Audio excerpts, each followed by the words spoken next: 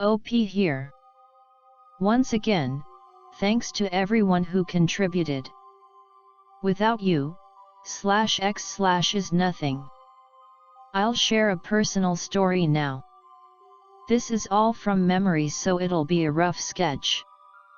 It's not really about me though, but about my friend, Elijah. Grow up in East Texas. I'm a small kid and a bookworm, which makes me kind of an outcast in elementary. No friends. Feels badman.jpg. In 6th grade I meet Elijah. His family is from Louisiana and he's super Cajun. Uses French words all the time, has a funny accent, and is a great storyteller. He's also athletic and a good-looking kid, so he's pretty popular. Somehow we get along great. He tells me all about his grandfather, Papa, who apparently gets a lot of sick people visiting him all the time. Papa prays over them and heals them. This sounded like some X-Men shit to my young brain, so I was fascinated. Fast forward to the summer after 6th grade. Elijah's going back to Louisiana to visit family. Since I have no other friends, I spend the summer reading. He comes back in August and invites me over to his house, says he has to tell me something important about Papa. Hell yeah, more X-Men stories. When I show up, Elijah tells me that Papa passed on the healing powers to him. Not gonna lie, I was kinda jealous when he said this. I wanted to be an X-Man. Why not me? Papa told me that he's going to die soon, and he needed to pass on the healing to someone. Normally a man passes it on to a young girl, and a woman passes it on to a young boy, but Papa broke the rule because he couldn't find anybody to pass it on to. Apparently nobody wants to be a healer anymore because it's a very hard life. They aren't allowed to charge money because it's against tradition, so they just have to rely on the kindness of those they heal. Most people go to them because they can't afford doctors, so they normally don't pay anything. Most healers are very poor as a result. We'll continue. Show me the power, I say. I can't. I can only use it if someone is sick and needs it, but I'll tell you how I got it. Papa brought Elijah into a room, just the two of them, and Elijah memorized a bunch of prayers in French. As Elijah's memorizing them, it feels like someone gently forces him off his chair and down to his knees. He feels his arms being lifted up high above his head, and a warm feeling fills his body. He lowers his head, almost afraid. He turns his hands so they're palm side up and something that feels like warm liquid pours into them. Elijah thinks Papa is pouring warm water into his hands at first, but he turns his head slightly and sees him still sitting a few feet away. After a while, the feeling goes away and Elijah stands back up. Papa says, "Now you have the power." Fast forward to later that day. A neighbor woman showed up with her crying child. He fell and broke his leg. Papa tells Elijah to use a certain prayer while laying his hands on the boy's broken leg. Elijah starts feeling the same warmth as before all throughout his body. This time the warmth quickly goes into his hands and they feel like they're burning. Elijah prays until he feels the burning leave his hands and the boy is no longer crying. The woman thanks them both and gives Papa a bowl of rice. After I heard this, I used to bug Elijah all the time about showing me his healing power, but he always refused. I began to suspect that it was just one of his stories, but then something happened just before he moved away. Can't. 8th grade gym class. The coach is in his office not paying attention as usual while the kids play basketball. Elijah's team is winning, and I'm just sitting on the bleachers reading when I hear a scream. I look up. Holy fuck! One of the kids is on the floor holding his leg. It's snapped at the shin. Never seen anything like that in person, can't look away. Everyone is freaking out and Elijah pushes them all back and kneels next to the kid. He places his hand on the kid's leg as the kid is screaming. Oh shit, X-Men time. Coach is hurrying over at this point. I get up off the bleachers and run over when suddenly. Gasp. Everybody gasps in unison. The whole gym is fucking silent as Elijah pulls the kid up from the ground. His leg is completely fine. Coach chews them out for causing a scene over nothing. Oddly enough, people started hating Elijah after this. He became a total pariah, which he didn't actually seem to mind since he and I were best friends. We hung out by ourselves the rest of that year until his family moved back to Louisiana that summer. We eventually lost touch and I went back to having no friends, which I don't really mind either. After all, I've got you, /x/. Anyway, please feel free to keep contributing. I'm enjoying all of these reads. 10 or 11 years old. In Boy Scouts, on week-long group camping trip with my whole troop and some parents as chaperones. Campground is a series of wooden shacks, wooden bunk beds on 3 sides with the 4th side totally open, tarp hung over to keep wind/rain out. 4th night, go to sleep as normal. My spot was the top bunk in the back. Wake up in the middle of the night. Poke head up and see I'm in a different bunk, now on the top right side. Sleeping bag feels different, the stuff I kept around the top of my bunk isn't there. No idea what time it was. Notice weird lights coming from outside, small beams that appear to move on an axis. No pattern, but it kept this up the entire time I was conscious. Look in towards the center of the shack, see some kind of figure standing there, in silhouette. Head is tall and squared off, looked like 4 to 5 feet tall, head was looking down. Body looked mostly humanish, but small for how big the head was. Watch this thing for what feels like hours, but probably much less than that. Scared shitless, too afraid to move or do anything. Eventually put my head back down and try to go back to sleep, wake up in the morning in my usual spot. Probably just a dream, but definitely the weirdest one I've ever had. Also by far and away the longest. When I remember my dreams I remember only brief flashes and feelings, but this is different. I remember feeling around for my stuff, looking outside, down at the creature, back outside again, going back and forth a few times. One thing I wish I had done in hindsight was take stock of myself. I wonder if I was transported into the other kid's bunk, or if we had switched bodies or something. Work at an outdoor bar. One of those kitschy ones that's supposed to feel like the beach. Huge space. The bar is all the way at the back for some reason. One night, closing. The last thing I have to do is shut off the lights. This makes the walk to the entrance/exit kinda spooky. It's always in near total darkness. The only visibility comes from the street light by the front gate. As I'm walking out I see a person standing between me and the front gate. Fuck. It's a jogger. Motherfucker looks huge.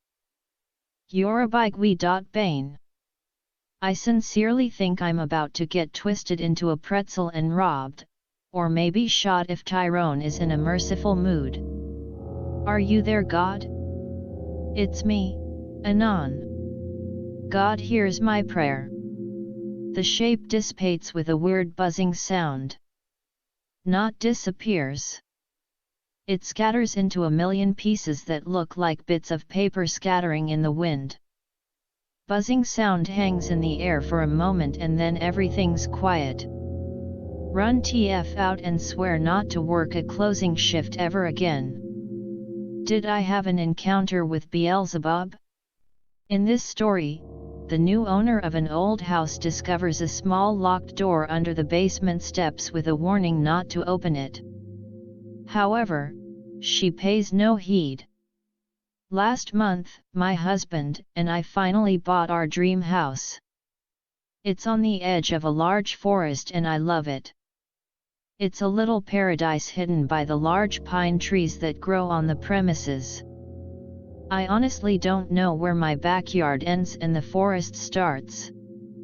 The house is everything I've ever dreamed of.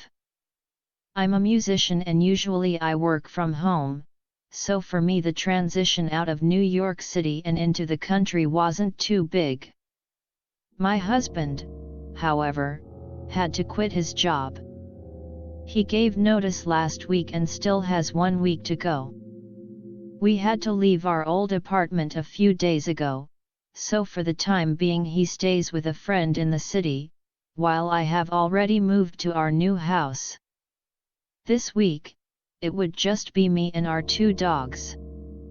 As fate would have it, some strange things have started to happen. On Sunday, I was unpacking boxes and storing some items in the basement along with other unused stuff.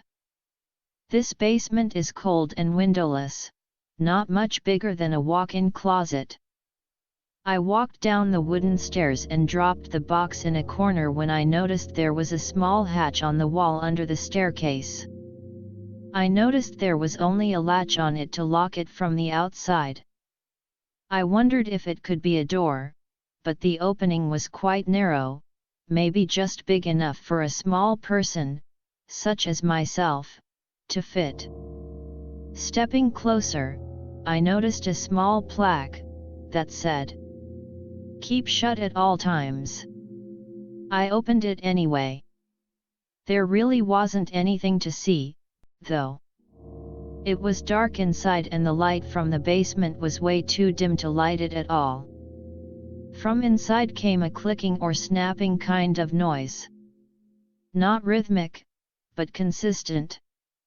I thought it maybe was some type of machine. I didn't dare stick my head or hand in for fear of getting electrocuted or something, so I shut the hatch and figured I'd take a look when I'd unpacked my flashlight. The following days, things got pretty weird. On Monday the dogs were going nuts. As soon as the first one stopped barking the other would start again. They were just barking into nothing, dark corners of the ceilings in rooms that weren't lit. Tuesday the dogs had settled down, but that night, while making dinner, I heard the same clicking that I had heard coming from the space behind the hatch. It was coming from a corner in the living room, a dark area barely illuminated by the light from the kitchen. I approached quietly, but as I was about to flip the light switch, one of the dogs flew past me and charged at the corner, barking. Whatever was making the noise stopped. I turned on the light, but nothing was there. I called my husband that night and told him about the weird noise. He said he'd look into it when he got to the house. That night, I was sleeping soundly when one of the dogs started scratching at my bedroom door. I had just painted the door, so I groaned as I heard the dog's nails dragging across the fresh paint. But I was so tired I immediately drifted back to sleep without letting him in. When I woke up I remembered my dog scratching at the door and I cursed and hastily got up to check how badly he'd ruined the paint. But both the dogs were in my bedroom. When I went down for breakfast I noticed the bowl of dog food was completely empty, even though I'd just refilled it the night before. I called my husband that evening and told him I thought we had an infestation of some sort. You might think that I would have been scared at this point, but I hadn't quite connected the dots. After calling my husband I sat down with a book and a glass of wine out on the porch. I hadn't really noticed how exhausted I was from unpacking. Not 10 minutes into reading I fell asleep. It must have been past midnight when I woke up from the motion-activated lights in the backyard switching on. Half asleep I turned to look and what I saw shocked me wide awake. About 30 feet away stood a tall, slender figure hunched over, seeming to drink from the bird bath in the garden. For a few seconds I just sat there, frozen in fear, watching the figure drink. It had long, thin limbs, and its skin was pitch black. It was like a shadow that just rose from the pavement and became a person. Then it stopped drinking and lifted its head to look at me and I was able to make out a mouth full of teeth. Its two clouded gray eyes looked right at me and for a second I thought it intended to attack. But the figure just backed away into the darkness where it became immediately invisible. The leaves rustled, farther and farther into the woods, and it was gone. I ran inside and locked myself and the dogs in the bathroom until sunrise. Then I called my husband and told him everything. He said he'd come over ASAP. In the meantime I unpacked some more boxes today to distract myself, but while putting more boxes in the basement, I discovered that the hatch was open. I had definitely closed the latch on Sunday, but I must have forgotten to lock it. In that very moment I remembered the clicking sounds, and the scratching at the bedroom door, and I put 2 and 2 together. I think whatever was in there. It's out now. Be lawyer. Make a high 6-figure salary and live in American City. Get Uber Eats every night and shitpost on Discord. Very lonely and fat. Scrolling through Tinder one night and get matched with the chunky 7/10 Asian QT. Normally I don't see Asian chicks because they all look alike and aren't very interesting. However, I was really bored and needed some human interaction that wasn't artists on the internet. Decide to meet up on a Thursday night for drinks. She bores the crap out of me throughout the evening talking about her cat, K-pop, and pics of food on Instagram. She really likes me and invites me back. I don't really want to go, but the only thing waiting for me back home was a half-eaten Wendy's classic double and a few episodes left of Stranger Things. Decide to roll with it because fuck it. Get back to her place and the place is scattered with girl shit everywhere. 12 different shampoos in the bathroom, hair dryer in the kitchen, shoes littered throughout the floor. She tells me it's mostly her roommate's stuff. Her room smells like catnip and I try to politely leave. That's when her roommate arrived. She shows up speaking with a British accent, is a 9/10 Stacy and has a faggot friend with her.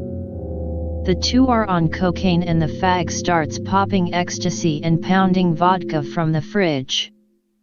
They tell us they're going to a party that night and that we should come. Asian QT says she wants to stay in. I don't really want to stay and am looking for an excuse to leave as the smell of catnip was giving me a stomachache. I say fuck it, I will go. Asian QT proceeds to give me a frumpy face. The fag offers me some blow and I have never been one to turn down free drugs, so I do some. We get in the Uber, at which point I start pondering whether I should ask to be let go at my place. But fuck, the coke was really good and I didn't want to spend all night shitposting and drinking myself to sleep, so I decide to go through with it. Get to party. It is in some penthouse at the top of a 50-story condo building, newly built. They tell me it's a mask party and I'll have to put one on at the door. WTF.jpg. I don't have a mask, I tell them. They say it's okay, they have them for guests. I tell them I don't want to be in any gay orgies tonight. Fag looks me down from head to toe and says, don't worry, the type of crowd here won't fuck middle-aged fat white men. Okay, a little butthurt about the comment, but decide I don't have anything to worry about. We get into party with masks and it's like rich people LARPing as if they were in Eyes Wide Shut.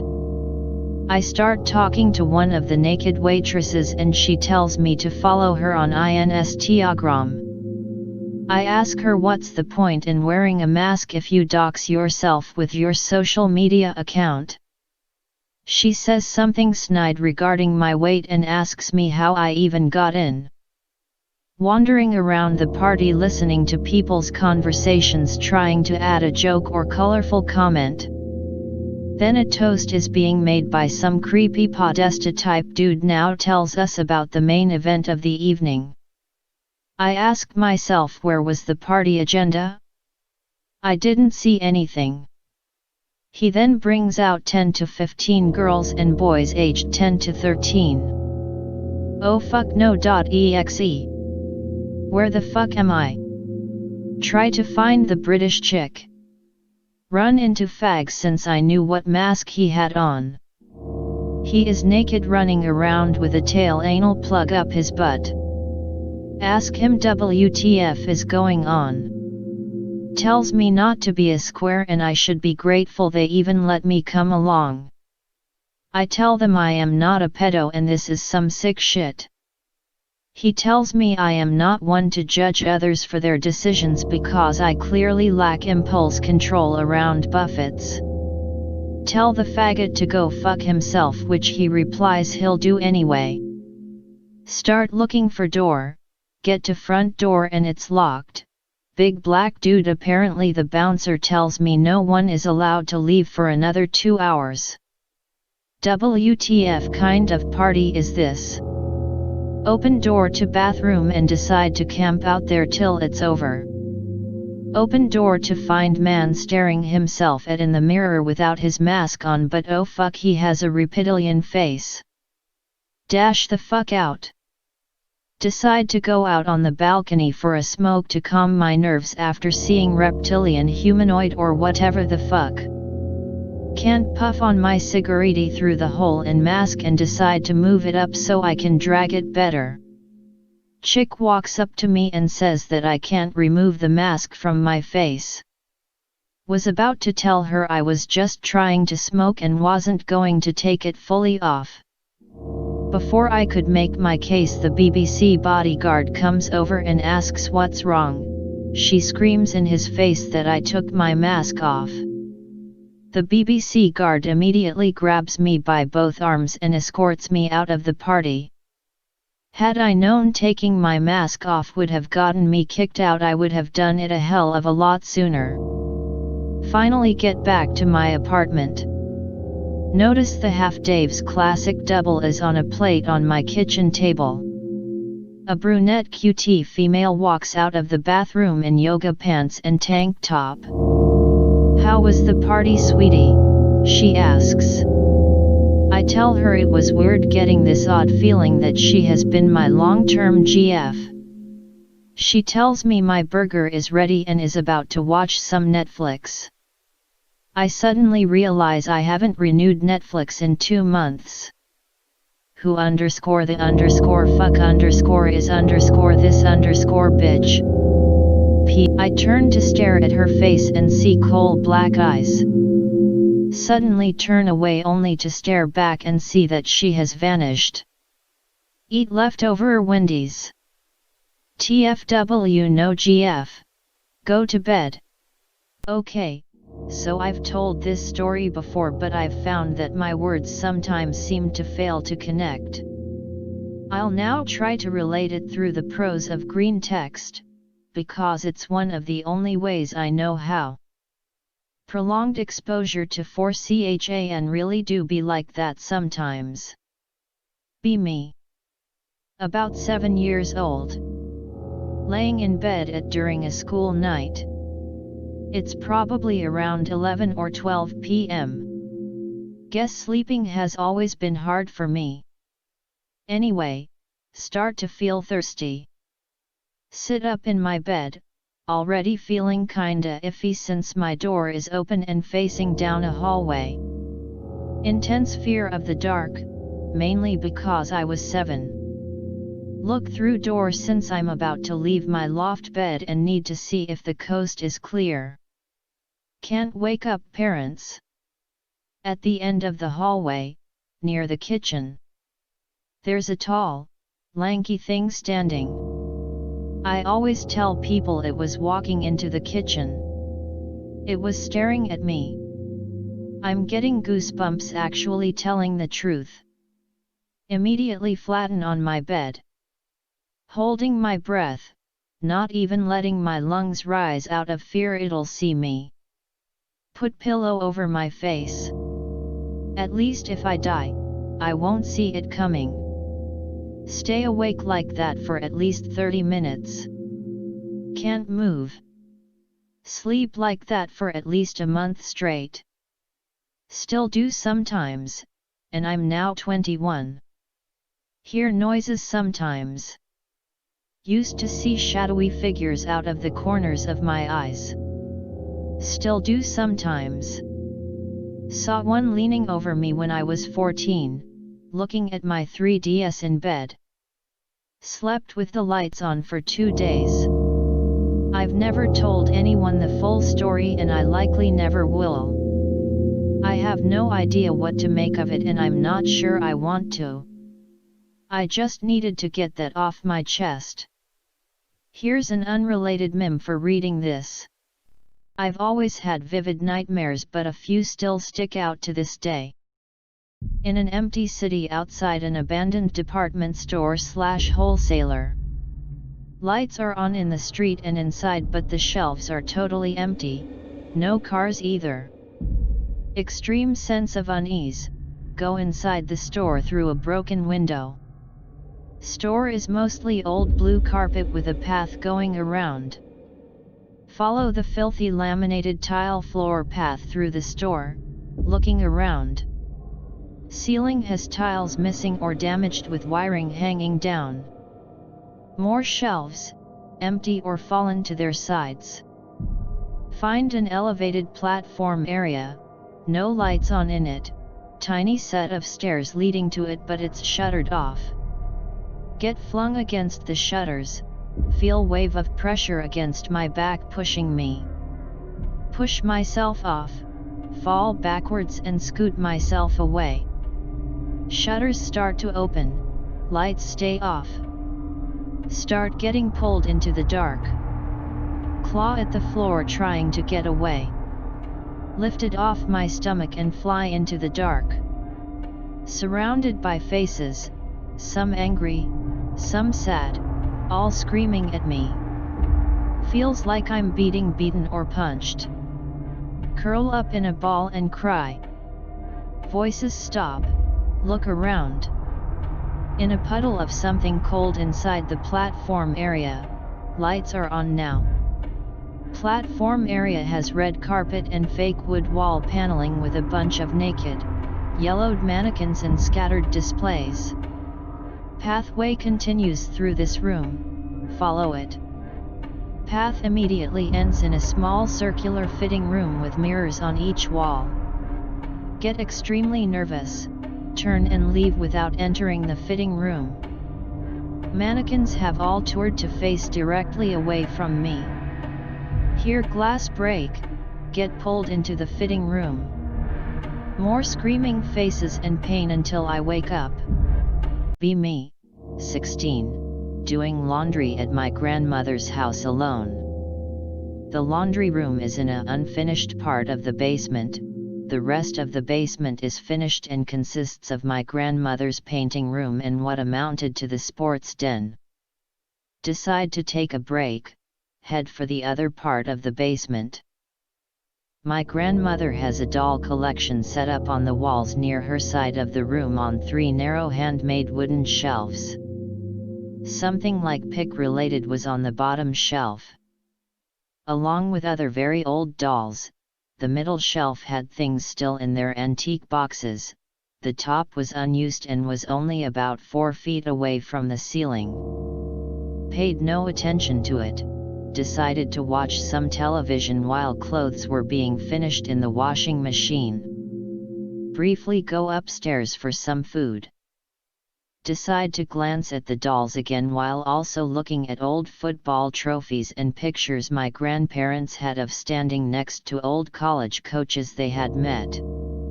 At first confused, then started shitting bricks when I noticed what was off. Sambo's up on the top shelf.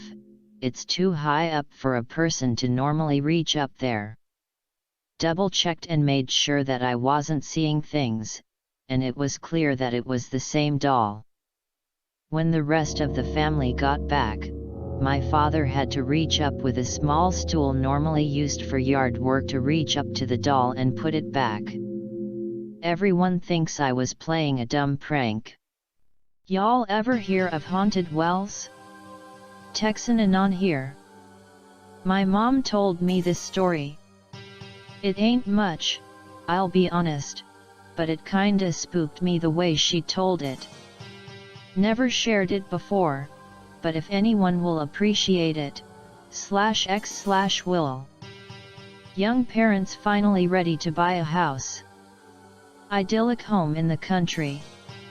Live oaks with their thick, low branches brushing the tall grass out in the yard. Plenty of room for our boy to run around when he gets older, honey. Feels goodman.jpg. They move in. Out back there's an old well. It's kind of falling apart, but parents think it makes the place look rustic and picturesque. First night, Mom has a dream about the well. There's a huge bird sitting on it, talking to her. She wakes up. Can't remember what the bird said. Oh well, who cares? Second night, Mom has the same dream. Wakes up and remembers the bird asking for something, but can't remember what exactly. Later, Mom goes to the store. Old lady approaches her. Did you move into the house with the old well? Why yes I did, ma'am. Did you used to live there? Old lady looks nervous. My son moved in there a few years back. Turns out her son kept having weird dreams. Take a wild guess what they were about. Mom gets weirded out. Tells the lady she has to go. I know I sound crazy, but there's something living on that property. Thank you, crazy lady. Mom leaves. That night, the same dream. This time the well is full to the brim with water. Mom walks over and looks in. Sees an image of my crib, but I'm not in it. Just a pile of little bones. Mom looks up at the bird. It's her. She wakes up drenched in sweat. Rushes over to check on me. I'm asleep. A sudden loud noise. Mom looks out the window. The live oak right outside is covered in grackles. They're all screeching.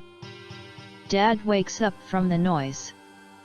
Grabs his gun and fires a couple of shots outside. The birds scatter. They go to bed, and Mom has no strange dreams. The next day Mom tells my dad about the strange coincidences, the dreams, the birds, the old lady. Dad shrugs it off. You're just being dramatic. That night, the dream changes. There's no bird, just the well. It begins to flood over, soaking the grass and Mom's feet. She looks down, it's a black liquid. Mom turns around to run away and sees the house. It's covered in birds. Mom wakes up. Dad is shouting, and she hears flapping noises. The grackles got into the room somehow. They look like they're trying to get to my crib. Dad is shooing them away, swinging at them with his shirt. Mom scoops me up and runs to another room, slams the door behind her. Hears Dad scream and a minute later some gunshots.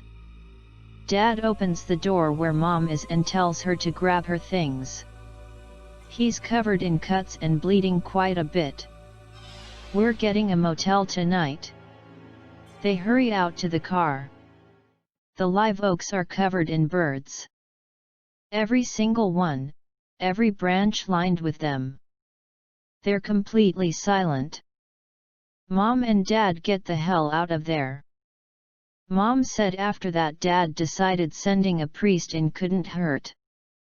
The guy blessed the place and then Dad knocked down the well and filled it in with dirt. Mom says she isn't sure but she thinks Dad saw something weird that night while she was hiding in the room. He refused to talk about it at all, and told her never to bring it up again. Then she told me. Kek.